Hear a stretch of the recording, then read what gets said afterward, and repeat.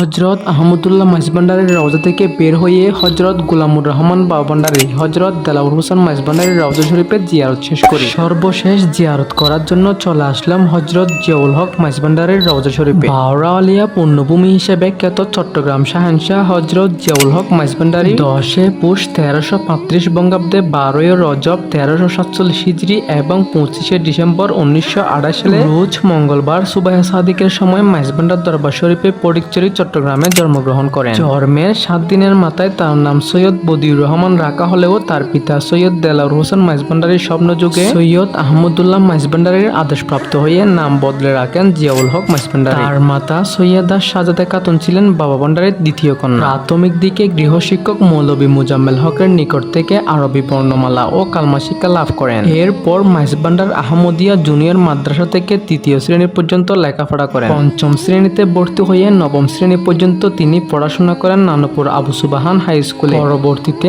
9ম ও 10ম শ্রেণীর পাঠ শেষ করে চট্টগ্রাম কলেজিয়েট স্কুলে প্রবাসিকা পরীক্ষায় উত্তীর্ণ হলে উচ্চ মাধ্যমিক শিক্ষা অর্জনের জন্য ভর্তি হন চট্টগ্রাম কলেজে। কাননগোপাড়া স্যার আশুতোষ ডিগ্রি কলেজে স্নাতক ডিগ্রি সমাপনী পরীক্ষায় 2য় দিনে হঠাৎ তার স্বাভাবিকভাবে পরিবর্তনে পরিলক্ষিত হয়। তিনি একদম সাদা খাতা জমা দিয়ে পরীক্ষার কেন্দ্রে পরিত্যাগ করে সরাসরি মাইজভান্ডার দরবার শরীফে প্রবেশ করেন। এই ছিল তার জীবনের প্রাতিষ্ঠানিক শিক্ষার শেষ প্রহর। উপরিক্ত ঘটনার পর তিনি বোয়ালখালী হতে মাইজভান্ডারে ফিরে এসে একা আধ্যাত্মিক সাধনায় আত্মনিয়োগ করেন। এরই ধারাবাহিকতায় তার জীবন আধ্যাত্মিক রহস্যমণ্ডিত সুফিত্ব বিকশিত হয়। কথিত আছে সুফিতাত্ত্বিক সাধনকালে নির্বিচ্ছিন্নভাবে তিনি দিনের পর দিন অনাহারে নির্গুম অবস্থায় কাটিয়ে দিতেন। হজরত জিয়াউল হক মাইজভান্ডারী দুনিয়া বিভোগ বিলাস মাটির ধুলোয় মিশিয়ে দিয়ে কঠোর ত্যাগ ও সাধনার জীবন অতিবাহিত করতেন। তিনি কঠোর রিয়াজতের মাধ্যমে ফানাবিল্লা ও বাকাবিল্লা স্তরে পৌঁছেছিলেন। তিনি মাঝে মধ্যে একাধারে 8 থেকে 10 দিন ঘরের দরজা খুলতেন না, এমনকি হঠাৎ নিখোঁজ হয়ে যেতেন। কাউকে না বলে হঠাৎ মাইজভান্ডার থেকে পায়ে হেঁটে চট্টগ্রাম শহরের বিভিন্ন জায়গায় চলে যেতেন। পৌষ মাসের কনকনে শীতের মধ্যে বাটির আন্দির পুকুরে দিনের পর দিন ডুবে থাকতেন। আবার কখনো সকল প্রকার জৈবিক ক্রিয়াকলাপ মুক্ত থেকে দরজায় বন্ধ করে আপাদমস্তক চাদর মুড়িয়ে দিয়ে কাটিয়ে দিতেন দিনের পর দিন। তার জীবনী লেখকগণ তাকে মুজ্জবে সালেক দরবেশ বলে উল্লেখ করেছেন। তিনি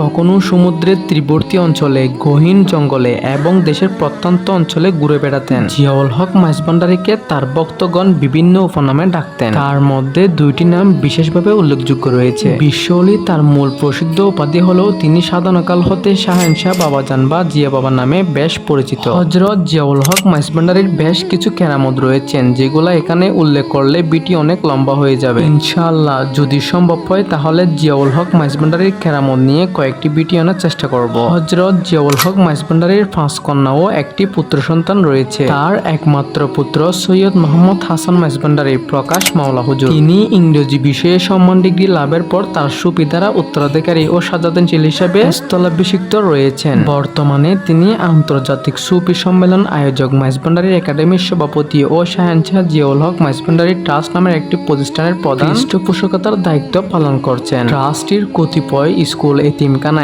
এবং সামাজিক প্রতিষ্ঠান পরিচালনা করতেছেন। এই ট্রাস্টটির ব্যবস্থাপনা এবং সৈয়দ মোহাম্মদ হাসান মাইজভান্ডারীর প্রকাশ মাওলা হুজুরকে নিয়ে খুব শীঘ্রই পেজে ভিডিও আপলোড করা হবে। হজরত জিয়াউল হক মাইজভান্ডারী 26 আশ্বিন 1395 বঙ্গাব্দে 13 অক্টোবর 1988 খ্রিস্টাব্দে হিজরি সনের 1 রবিউল আউয়াল রাতে 12টা 27 মিনিটে শেষ নিঃশ্বাস ত্যাগ করেন। এই আউলিয়াদের কারণে আজ ফটিকছড়ির মানুষ ধন্য হয়েছেন। সুতরাং আজকের ভিডিও এই পর্যন্তই। আমার অবস্থান থেকে আমি যতটুকু সম্ভব ফটিকছড়ির এই মহান আউলিয়া হজরত জিয়াউল হক মাইজভান্ডারীর প্রচার প্রসার করার চেষ্টা করেছি। আপনাদেরও উচিত আপনারা এই ভিডিওটি শেয়ার করে পুরো বাংলাদেশের মানুষের কাছে তুলে ধরার চেষ্টা করুন। ধন্যবাদ।